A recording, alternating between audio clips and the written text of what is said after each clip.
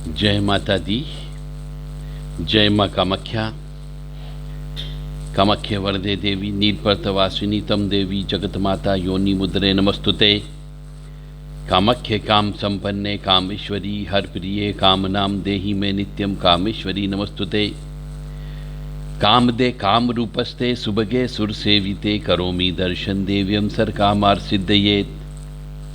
ओम महेशानी महामाये चामुंडे मुंडमालिनी आयु आरोग्य ऐश्वर्य देहि में देवी परमेश्वरी।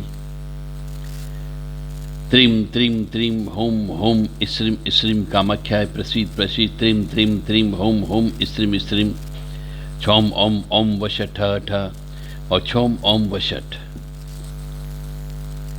योनि मात्र शरीराय कुंजवासिनी कामदा रजस्वला महातेजा कामाक्षी ध्याय दाम सदा।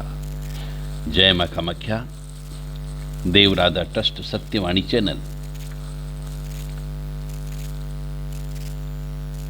बहुत से मनुष्यों ने हवन जो मनुष्य करते हैं उनको रोकने का कुछ मनुष्यों के द्वारा प्रयास किया जाता है। ऐसी बात हमारे सामने आई है, इसलिए आपके सामने हम ये विचार रख रहे हैं। जैसे पृथ्वी पर अग्नि नहीं है, पृथ्वी पर अग्नि का वास नहीं है, या फिर पूर्णावती के अंदर यदि खोपरा गोला दिया जाता है तो आपको भंडारा करना पड़ता है, या फिर एक स्त्री, विधवा स्त्री, तलाकशुदा स्त्री हवन नहीं कर सकती। ऐसे बहुत सारे प्रतिबंध हवन करने के ऊपर लगाए गए। कुछ लोग मिल जाते हैं ऐसे मनुष्यों को, तो हम एक एक करके इन सब चीजों का स्पष्टीकरण आपको देते हैं। हवन कोई भी मनुष्य कर सकता है, चाहे स्त्री हो या पुरुष हो, विधवा हो या सधवा हो, तलाकशुदा हो या परित्यागता हो। कोई भी स्त्री, कोई भी पुरुष हवन कर सकता है, क्योंकि हर मनुष्य की अलग अलग आत्मा होती है और हर आत्मा का अपना अस्तित्व होता है और हर मनुष्य के अपने कर्म होते हैं। उन कर्म के अनुसार उस स्त्री या पुरुष को दुख और सुख मिलता है।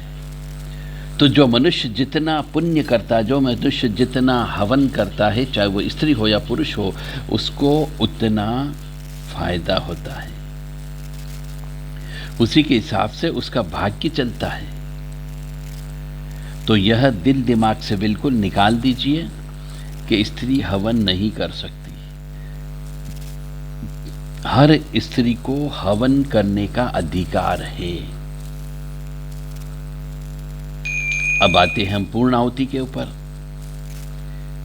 कुछ लोग कहते हैं कि पूर्णाहुति में यदि खोपरा गोला यदि पूर्णाहुति में डाला गया तो आपको भंडारा करना पड़ता है, ब्राह्मण भोजन कराना पड़ता है। ऐसा भी कहीं पर कुछ लिखा हुआ नहीं है। यह भी एक तरीके से हवन के लिए आपको रोकने का तरीका है कि आप हवन उस व्यक्ति से करवाओ जो व्यक्ति आपको सलाह दे रहा, क्योंकि उसे पैसे की आवश्यकता है।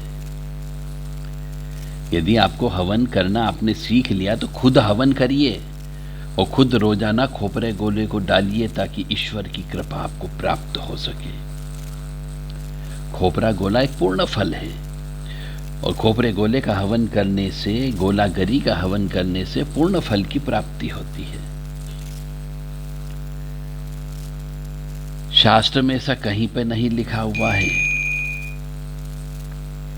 इसीलिए आप रोजाना हवन करें। रोजाना गोला गरी यानी खोपरा गोला, उसका हवन भी कर सकते हैं।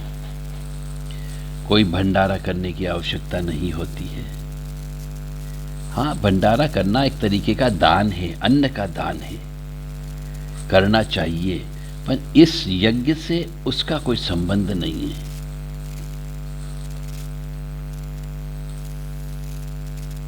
इसलिए, और अग्निवास,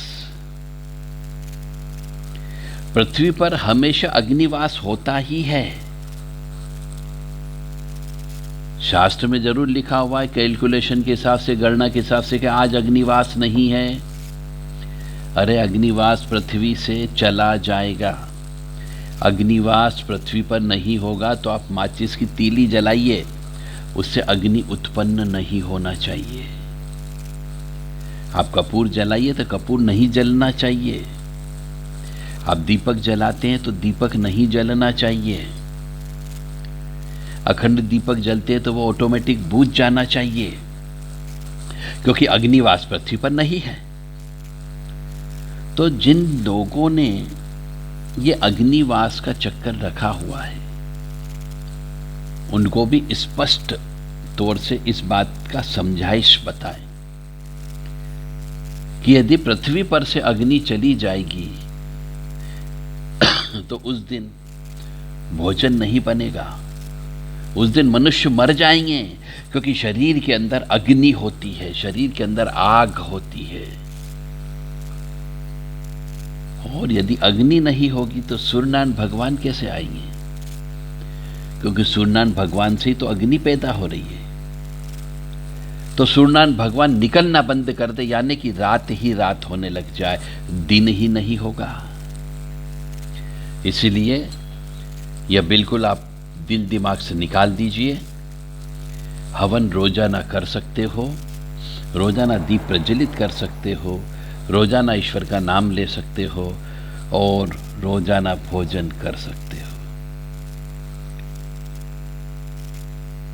किसी भी कार्य को करने के पहले उसके बारे में सोचें, विचारें, मनन करें, और फिर अगले कार्य के लिए प्रस्थान करना चाहिए। कहीं पे कोई शंका हो तो जो गुरु बनाया है उस गुरु से इस बाबत प्रश्न अवश्य कर लें और उनसे सलाह ले लें, उसके बाद कोई भी कार्य करें। जय माता दी, जय मां कामाख्या।